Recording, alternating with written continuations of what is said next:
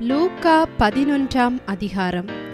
அவர் ஒரு இடத்தில் ஜெபம் பண்ணி முடித்த பின்பு அவருடைய சீஷரில் ஒருவன் அவரை நோக்கி, ஆண்டவரே, யோவான் தன் சீஷருக்கு ஜெபம் பண்ண போதித்தது போல நீரும் எங்களுக்கு போதிக்க வேண்டும் என்றான்.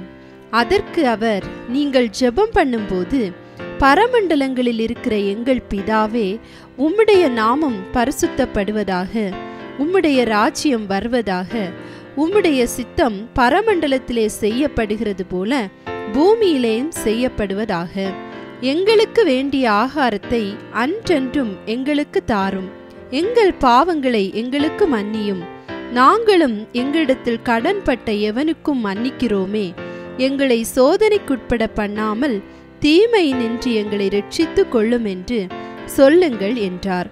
பின்னும் அவர் அவர்களை நோக்கி, உங்களில் ஒருவன் தனக்கு சிநேகிதனாயிருக்கிறவனிடத்தில் பாதி ராத்திரியிலே போய், சிநேகிதனே, என் சிநேகிதன் ஒருவன் வழி பிரயாணமாய் என்னிடத்தில் வந்திருக்கிறான். அவன் முன் வைக்கிறதற்கு என்னிடத்தில் ஒன்றுமில்லை. நீ 3 அப்பங்களை எனக்கு கடனாக தர வேண்டும் என்று கேட்டுக்கொண்டான். வீட்டுக்குள் இருக்கிறவன் பிரதியுத்தரமாக, என்னை தொந்தரவு செய்யாதே, கதவு பூட்டியாயிற்று. என் பிள்ளைகள் என்னோட கூட படுத்திருக்கிறார்கள். நான் எழுந்திருந்து உனக்கு தரக்கூடாது என்று சொன்னான்.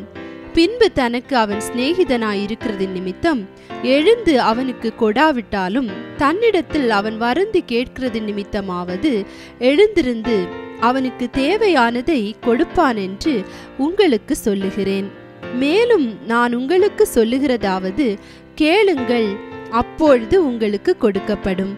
தேடுங்கள், அப்பொழுது கண்டடைவீர்கள். தட்டுங்கள், அப்பொழுது உங்களுக்கு திறக்கப்படும். ஏனென்றால் கேட்கிறவன் எவனும் பெற்றுக்கொள்கிறான், தேடுகிறவன் கண்டடைகிறான், தட்டுகிறவனுக்கு திறக்கப்படும். உங்களில் தகப்பனாயிருக்கிற ஒருவனிடத்தில் மகன் அப்பம் கேட்டால் அவனுக்கு கல்லை கொடுப்பானா? மீனை கேட்டால் மீனுக்கு பதிலாய் பாம்பை கொடுப்பானா? அல்லது முட்டையை கேட்டால் அவனுக்கு தேளை கொடுப்பானா? பொல்லாதவர்களாகிய நீங்கள் உங்கள் பிள்ளைகளுக்கு நல்ல ஈவுகளை கொடுக்க அறிந்திருக்கும் போது, பரம பிதாவானவர் தம்மிடத்தில் வேண்டிக் கொள்கிறவர்களுக்கு பரிசுத்த ஆவியை கொடுப்பது அதிக நிச்சயம் அல்லவா என்றார். பின்பு அவர் ஊமையாயிருந்த ஒரு பிசாசை துரத்தினார். பிசாசு புறப்பட்டு போன பின்பு ஊமையன் பேசினான். ஜனங்கள் ஆச்சரியப்பட்டார்கள். அவர்களில் சிலர், இவன் பிசாசுகளின் தலைவனாகிய பெயல்செபூலை கொண்டு பிசாசுகளை துரத்துகிறான் என்றார்கள். வேறு சிலர் அவரை சோதிக்கும்படி வானத்திலிருந்து ஒரு அடையாளத்தை காட்ட வேண்டும் என்று அவரிடத்தில் கேட்டார்கள். அவர்களுடைய சிந்தனைகளை அவர் அறிந்து அவர்களை நோக்கி, தனக்குத்தானே விரோதமாய் பிரிந்திருக்கிற எந்த ராஜ்யமும் பாழாய்ப்போம், தனக்குத்தானே விரோதமாய் பிரிந்திருக்கிற எந்த வீடும் விழுந்து போம். சாத்தானும் தனக்குத்தானே விரோதமாய் பிரிந்திருந்தால் அவன் ராஜ்யம் எப்படி நிலை நிற்கும்? இப்படி இருக்க பெயல்செபூலை கொண்டு நான் பிசாசுகளை துரத்துகிறேன் என்கிறீர்களே. நான் பெயல்செபூலினாலே பிசாசுகளை துரத்தினால் உங்கள் பிள்ளைகள் அவைகளை யாராலே துரத்துகிறார்கள்? ஆகையால் அவர்களே உங்களை நியாயம் தீர்க்கிறவர்களாய் இருப்பார்கள். நான் தேவனுடைய விரலினாலே பிசாசுகளை துரத்துகிறபடியால் தேவனுடைய ராஜ்யம் உங்களிடத்தில் வந்திருக்கிறதே. ஆயுதம் தரித்த பலவான் தன் அரண்மனையை காக்கிற போது அவனுடைய பொருள் பத்திரப்பட்டிருக்கும். அவனிலும் அதிக பலவான் வந்து அவனை மேற்கொள்வானே ஆகில் அவன் நம்பி இருந்த சகல ஆயுத வர்க்கத்தையும் பறித்து கொண்டு அவனுடைய கொள்ளை பொருளை பங்கிடுவான். என்னோட இராதவன் எனக்கு விரோதியாயிருக்கிறான், என்னோட சேர்க்காதவன் சிதறடிக்கிறான். அசுத்த ஆவி ஒரு மனுஷனை விட்டு புறப்படும் போது வறண்ட இடங்களில் அலைந்து இளைப்பாறுதல் தேடியும் கண்டடையாமல், நான் விட்டு வந்த என் வீட்டுக்கு திரும்பி போவேன் என்று சொல்லி, அதில் வரும்போது அது பெருக்கி ஜோடிக்கப்பட்டிருக்க கண்டு திரும்பி போய் தன்னிலும் பொல்லாத வேறு 7 ஆவிகளை கூட்டிக் கொண்டு வந்து உட்புகுந்து அங்கே குடியிருக்கும். அப்பொழுது அந்த மனுஷனுடைய முன்னிலைமையிலும் அவன் பின்னிலைமை அதிக கேடுள்ளதாயிருக்கும் என்றார். அவர் இவைகளை சொல்லுகையில் ஜனக்கூட்டத்தில் இருந்த ஒரு ஸ்திரீ அவரை நோக்கி, உம்மை சுமந்த கற்பமும் நீர் பாலுண்ட முலைகளும் பாக்கியமுள்ளவைகள் என்று சத்தமிட்டு சொன்னாள்.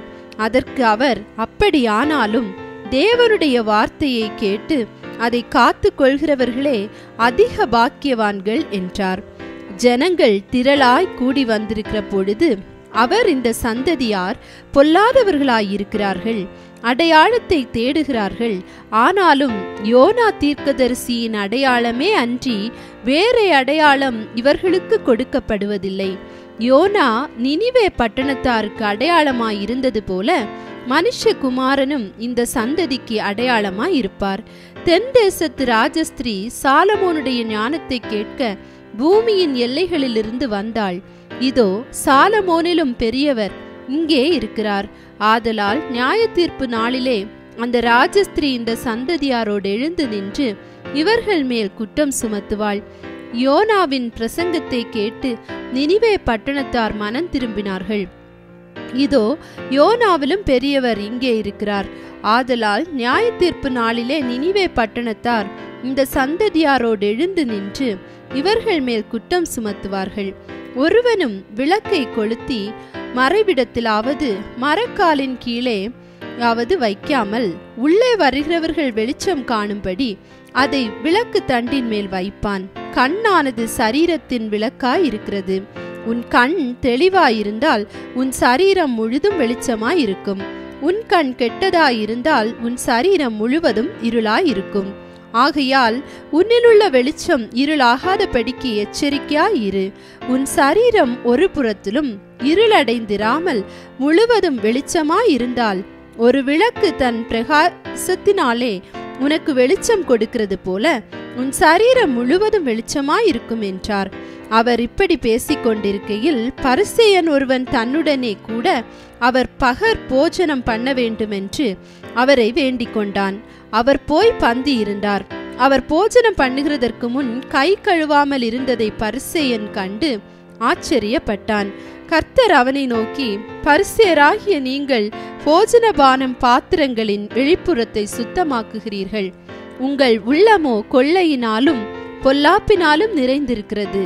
மதிகேடரே, வெளிப்புறத்தை உண்டாக்கினவர் உட்புறத்தையும் உண்டாக்கவில்லையோ? உங்களுக்கு உண்டானவைகளில் பிச்சை கொடுங்கள், அப்பொழுது சகலமும் உங்களுக்கு சுத்தமாயிருக்கும். பரிசேயரே, உங்களுக்கு ஐயோ! நீங்கள் ஒற்றலாம் மறுக்கொழுந்து முதலிய சகலவித பூண்டுகளிலும் தசமபாகம் கொடுத்து நியாயத்தையும் தேவ அன்பையும் விட்டு விடுகிறீர்கள்.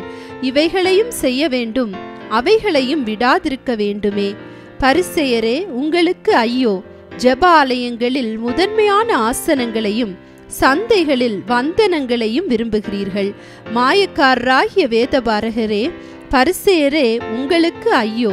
மறைந்திருக்கிற பிரேத குழிகளைப் போலிருக்கிறீர்கள். அவைகள் மேல் நடக்கிற மனுஷருக்கு அவைகள் தெரியாதிருக்கிறது என்றார். அப்பொழுது நியாயசாஸ்திரிகளில் ஒருவன் அவரை நோக்கி, போதகரே, நீர் இப்படி சொல்லுகிறதினால் எங்களையும் நிந்திக்கிறீரே என்றான். அதற்கு அவர், நியாயசாஸ்திரிகளே, உங்களுக்கு ஐயோ! சுமக்க அரிதான சுமைகளை மனுஷர் மேல் சுமத்துகிறீர்கள். நீங்களோ உங்கள் விரல்களில் ஒன்றினாலும் அந்த சுமைகளை தொடவும் மாட்டீர்கள். உங்களுக்கு ஐயோ! உங்கள் பிதாக்கள் கொலை செய்த தீர்க்கதரிசிகளுக்கு கல்லறைகளை கட்டுகிறீர்கள். ஆகையால் உங்கள் பிதாக்களுடைய கிரியைகளுக்கு நீங்களும் உடன்பட்டவர்கள் என்று சாட்சியிடுகிறீர்கள்.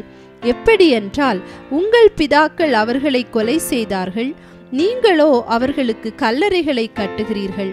ஆதலால் தேவ ஞானமானது, நான் தீர்க்கதரிசிகளையும் அப்போஸ்தலர்களையும் அவர்களிடத்தில் அனுப்புவேன், அவர்களில் சிலரை கொலை செய்து சிலரை துன்பப்படுத்துவார்கள். ஆபேலின் இரத்தம் முதல் பலிபீடத்துக்கும் தேவாலயத்துக்கும் நடுவே கொலையுண்ட சகரியாவின் இரத்தம் வரைக்கும் உலக தோற்றம் முதற்கொண்டு சிந்தப்பட்ட சகல தீர்க்கதரிசிகளுடைய இரத்தப்பழியும் இந்த சந்ததியினிடத்தில் கேட்கப்படத்தக்கதாக அப்படி செய்வார்கள் என்று சொல்லுகிறது. நிச்சயமாகவே இந்த சந்ததியினிடத்தில் அது கேட்கப்படும் என்று உங்களுக்கு சொல்லுகிறேன். நியாய சாஸ்திரிகளே, உங்களுக்கு ஐயோ! அறிவாகிய திறவுகோலை எடுத்து கொண்டீர்கள், நீங்களும் உட்பிரவேசிக்கிறதில்லை, உட்பிரவேசிக்கிறவர்களையும் தடை பண்ணுகிறீர்கள் என்றார். இவைகளை அவர்களுக்கு அவர் சொல்லுகையில் வேத பாரகரும் பரிசேயரும் அவர் மேல் குற்றஞ்சாட்டும் பொருட்டு அவர் வாய்மொழியில் ஏதாகலும் பிழை கண்டுபிடிக்க வேண்டுமென்று உபாயம் பண்ணி அவரை மிகவும் நெருக்கவும் அநேக காரியங்களை குறித்து பேசும்படி அவரை ஏவவும் தொடங்கினார்கள். லூக்கா 12ஆம் அதிகாரம்.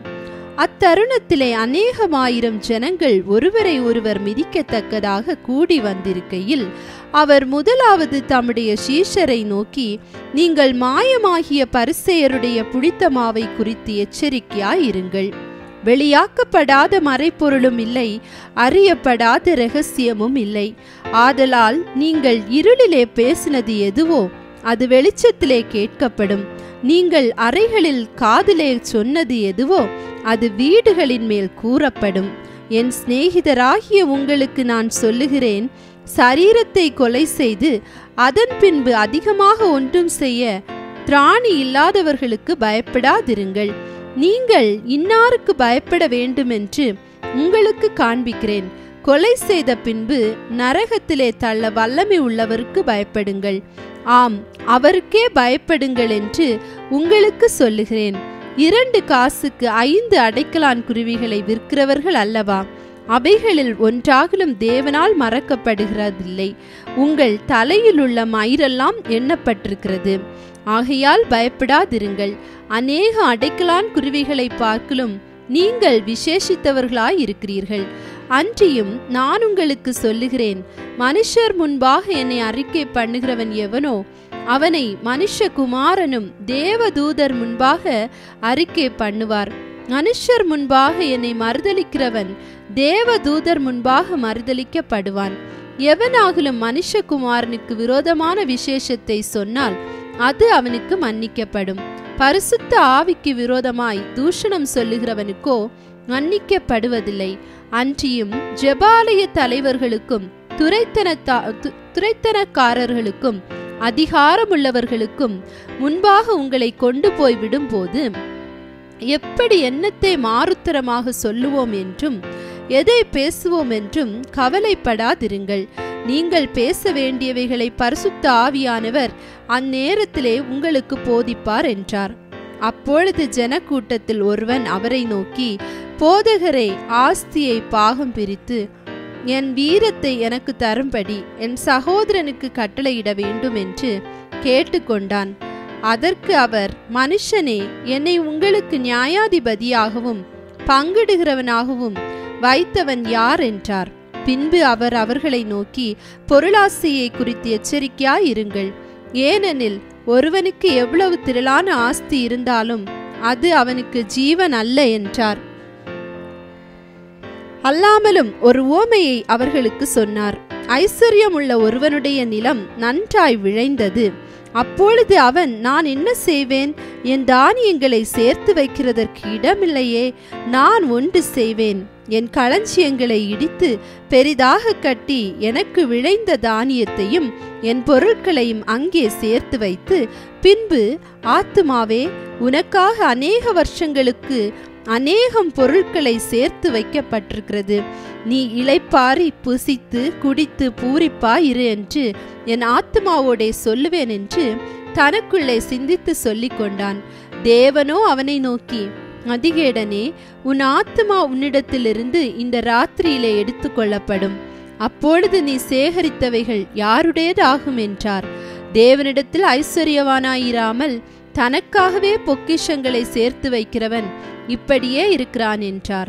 பின்னும் அவர் தம்முடைய சீஷரை நோக்கி, இப்படி இருக்கிறபடியினால் எண்ணத்தை உண்போம் என்று உங்கள் ஜீவனுக்காகவும் எண்ணத்தை உடுப்போம் என்று உங்கள் சரீரத்துக்காகவும் கவலைப்படாதிருங்கள் என்று உங்களுக்கு சொல்லுகிறேன். ஆகாரத்தை பார்க்கலும் ஜீவனும் உடையை பார்க்கலும் சரீரமும் விசேஷித்தவைகளாயிருக்கிறது. காகங்களை கவனித்து பாருங்கள். அவைகள் விதைக்கிறதும் இல்லை, அறுக்கிறதும் இல்லை. அவைகளுக்கு பண்டசாலைகளும் இல்லை, களஞ்சியமும் இல்லை. இல்லாவிட்டாலும் அவைகளையும் தேவன் பிழைப்பூட்டுகிறார். பறவைகளை பார்க்கிலும் நீங்கள் எவ்வளவோ விசேஷித்தவர்களாயிருக்கிறீர்கள். கவலைப்படுகிறதினால் உங்களில் எவன் தன் சரீர அளவோடு ஒரு முழத்தை கூட்டுவான்? மிகவும் அற்பமான காரியம் முதலாய் உங்களால் செய்யக்கூடாதிருக்க மற்றவைகளுக்காக நீங்கள் கவலைப்படுகிறதென்ன? காட்டு புஷ்பங்கள் எப்படி வளருகிறதென்று கவனித்து பாருங்கள். அவைகள் விளைக்கிறதுமில்லை, நூற்கிறதுமில்லை என்றாலும் சாலமோன் முதலாய் தன் சர்வ மகிமையிலும் அவைகளில் ஒன்றை போல் ஆகிலும் உடுத்தியிருந்ததில்லை என்று உங்களுக்கு சொல்லுகிறேன். இப்படி இருக்க அற்ப விசுவாசிகளே, இன்றைக்கு காட்டிலிருந்து நாளைக்கு அடுப்பிலே போடப்படுகிற புல்லுக்கு தேவன் இவ்விதமாய் உடுத்துவித்தால் உங்களுக்கு உடுத்துவிப்பது அதிக நிச்சயம் அல்லவா? ஆகையால் என்னத்தை உண்போம், என்னத்தை குடிப்போம் என்று நீங்கள் கேளாமலும் சந்தேகப்படாமலும் இருங்கள். இவைகளையெல்லாம் உலகத்தார் நாடி தேடுகிறார்கள். இவைகள் உங்களுக்காக வேண்டியவைகள் என்று உங்கள் பிதாவானவர் அறிந்திருக்கிறார். தேவனுடைய ராஜ்யத்தையே தேடுங்கள், அப்பொழுது இவைகளெல்லாம் உங்களுக்கு கூட கொடுக்கப்படும். பயப்படாதே சிறுமந்தையே, உங்களுக்கு ராஜ்யத்தை கொடுக்க உங்கள் பிதா பிரியமாயிருக்கிறார். உங்களுக்கு உள்ளவைகளை விற்று பிச்சை கொடுங்கள். பழமையாய் போகாத பணப்பைகளையும் குறையாத பொக்கிஷத்தையும் பரலோகத்திலே உங்களுக்கு சம்பாதித்து வையுங்கள். அங்கே திருடன் அணுகிறதுமில்லை, பூச்சி கெடுக்கிறதுமில்லை. உங்கள் பொக்கிஷம் எங்கே இருக்கிறதோ அங்கே உங்கள் இருதயமும் இருக்கும். உங்கள் அறைகள் கட்டப்பட்டதாகவும் உங்கள் விளக்குகள் எரிகிறதாகவும் தங்கள் எஜமான் கல்யாணத்திலிருந்து வந்து கட்டும்போது உடனே அவருக்கு திறக்கும்படி எப்பொழுது வருவார் என்று காத்திருக்கிற மனுஷருக்கு ஒப்பாகவும் இருங்கள். எஜமான் வரும்போது விழித்திருக்கிறவர்களாக காணப்படுகிற ஊழியக்காரரே பாக்கியவான்கள். அவர் அறை கட்டி கொண்டு அவர்களை பந்தியிருக்க செய்து சமீபமாய் வந்து அவர்களுக்கு ஊழியம் செய்வார் என்று மெய்யாகவே உங்களுக்கு சொல்லுகிறேன். அவர் 2ஆம் ஜாமத்திலாவது 3ஆம் ஜாமத்திலாவது வந்து அவர்கள் அப்படியே இருக்க கண்டால் அவ்வூழியக்காரர் பாக்கியவான்கள். திருடன் இன்ன நேரத்தில் வருவான் என்று வீட்டெஜமானுக்கு தெரிந்திருந்தால் அவன் விழித்திருந்து தன் வீட்டை கண்ணவிட விட்டான் என்று அறிந்திருக்கிறீர்கள். அந்தபடியே நீங்கள் நினையாத நேரத்தில் மனுஷகுமாரன் வருவார். ஆகையால் நீங்களும் ஆயத்தமாயிருங்கள் என்றார். அப்பொழுது பேதுரு அவரை நோக்கி, ஆண்டவரே, இந்த உவமையை எங்களுக்கு மாத்திரம் சொல்லுகிறீரோ, எல்லாருக்கும் சொல்லுகிறீரோ என்று கேட்டான். அதற்கு கர்த்தர், பணிவிடைக்காரருக்கு தகுதியான காலத்திலே படி கொடுக்கும்படி எஜமான் அவர்கள் மேல் அதிகாரியாக வைக்கத்தக்க உண்மையும் விவேகமும் உள்ள விசாரணைக்காரன் யாவன்? எஜமான் வரும்போது அப்படியே செய்கிறவனாய் காணப்படுகிற ஊழியக்காரன் பாக்கியவான். தனக்குள்ளதெல்லாவற்றின் மேலும் அவனை விசாரணைக்காரனாக வைப்பான் என்று மெய்யாகவே உங்களுக்கு சொல்லுகிறேன். அந்த ஊழியக்காரனோ என் எஜமான் வர நாள் செல்லும் என்று தனக்குள்ளே சொல்லிக்கொண்டு வேலைக்காரரையும் வேலைக்காரிகளையும் அடிக்கவும் புசித்து குடித்து வெறிக்கவும் தலைப்பட்டால் அவன் நினையாத நாளிலும் அறியாத நேரத்திலும் அந்த ஊழியக்காரனுடைய எஜமான் வந்து அவனை கடினமாய் தண்டித்து உண்மையில்லாதவர்களோடே அவனுக்கு பங்கை நியமிப்பான். தன் எஜமானுடைய சித்தத்தை அறிந்தும் ஆயத்தமாயிராமலும் அவனுடைய சித்தத்தின்படி செய்யாமலும் இருந்த ஊழியக்காரன் அநேக அடிகள் அடிக்கப்படுவான். அறியாதவனாய் இருந்து அடிகளுக்கு ஏதுவானவைகளை செய்தவனோ சில அடிகள் அடிக்கப்படுவான். எவனிடத்தில் அதிகம் கொடுக்கப்படுகிறதோ அவனிடத்தில் அதிகம் கேட்கப்படும்.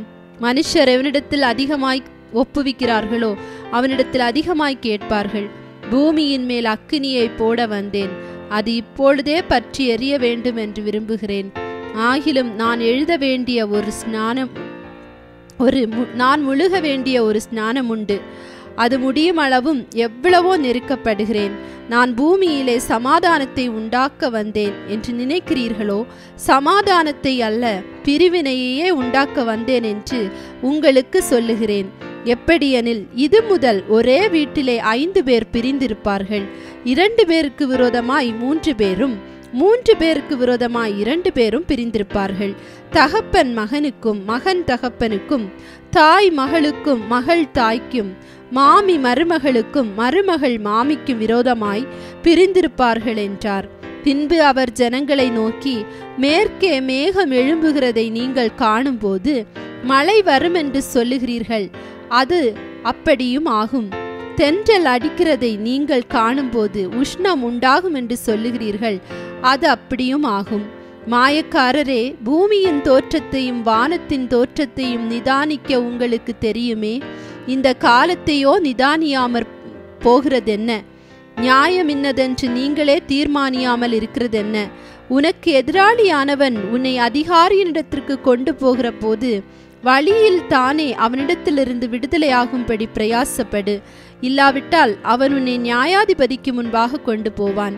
நியாயாதிபதி உன்னை சேவகனிடத்தில் ஒப்பு கொடுப்பான். சேவகன் உன்னை சிறைச்சாலையில் போடுவான்.